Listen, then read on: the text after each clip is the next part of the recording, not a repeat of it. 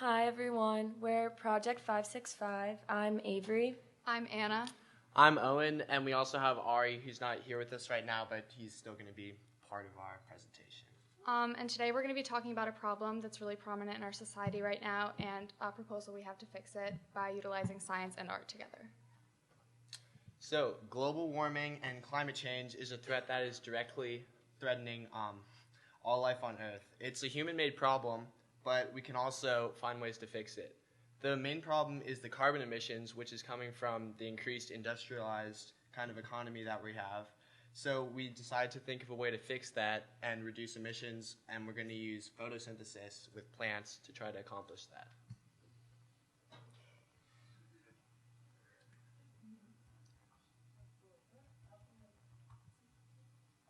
Oh no.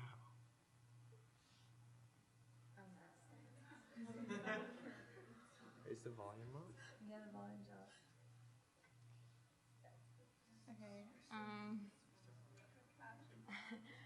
Okay, so basically he's just kind of like reiterating what's shown in the picture and the process that is photosynthesis and basically like the input and output.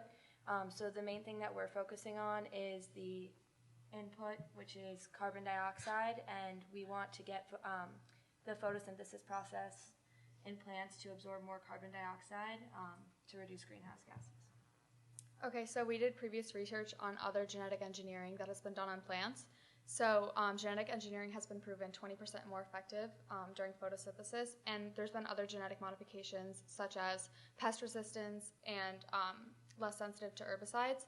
And we all know that another group talked about this, but genetic engineering has been done with humans, and I know that's highly controversial, which we're going to touch on later.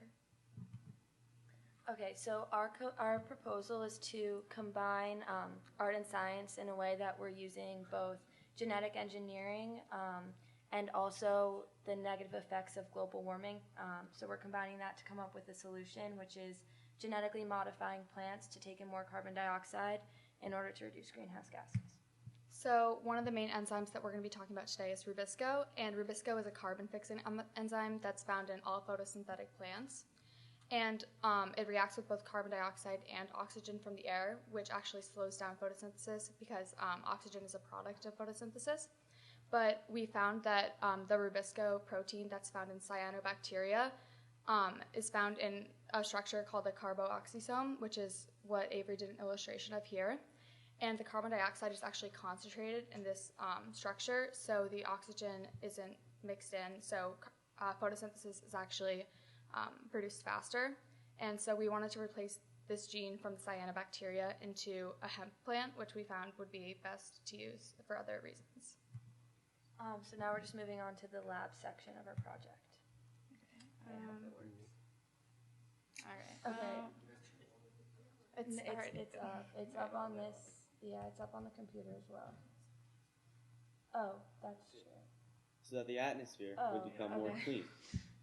Our hypothesis was that the control group would produce the least amount of oxygen in the given time, as it is known to have a slower rate of photosynthesis. In addition, we made the prediction that group 2 would produce the most oxygen, as it contains the rubisco gene. We believed that alterations at the genetic level would have more of an impact than alterations done at the exterior level. Okay, so for our sort of project, we decided to measure the levels of carbon dioxide and then relate that with a light to kind of show the levels. So we took Arduino board and then wrote a computer program which measured the CO2 levels and correlated that to different lights with an LED. And also, we just want to give a shout out to Kevin for helping us with that code. So this is our hypothetical lab setup. And so basically, if we had more time to conduct the lab, we would have added 2 other groups on top of the control group, one with the rubisco and one with sort of just like a black leaf. We did a little research on that, but it's another genetic modification that is supposed to allow the plants to absorb more light. And the structure of this lab was hypothetical because obviously we didn't have the time and materials to actually genetically engineer it. But we did want to use the technology that Kevin helped us with and that we wrote to kind of create the control group and see how it would react while also containing art pieces in it. Yeah, so there's our sort of setup, and we set up the plants within an enclosed space with the carbon dioxide detector in there to kind of so it was in a controlled area.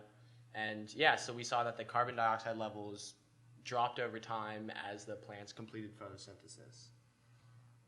So on the left, there's a setup of, we wanted to test the carbon dioxide levels outside, so we had something to compare it to. So we blew into the carbon dioxide sensor that we attached to the Arduino board, and you can see that on the left, those are the carbon dioxide levels before we blew into it, and on the left, they're higher because we blew into it, and obviously we know that we exhale carbon dioxide, and that gave us something to compare it to. So on the right side of the slide, this is when we tested the Arduino board and the technology inside the dome that we made. And so this, on column 1, you can see, like right when we put the dome on top, what the carbon dioxide levels were. And you can see a clear change between the first and the second data sets that we recorded about 25 minutes apart. Also in our control group, we used a fern and sprouts instead of using a hemp plant because that was easier. Yeah, it was just a little bit more accessible. Yeah, so now we're going to go into the sort of visual art part of our project. And the social effects. The risk of genetically engineering any living organism is great. Once we modify a plant, that could lead to a slippery slope of using methods like these with other organisms, including human beings.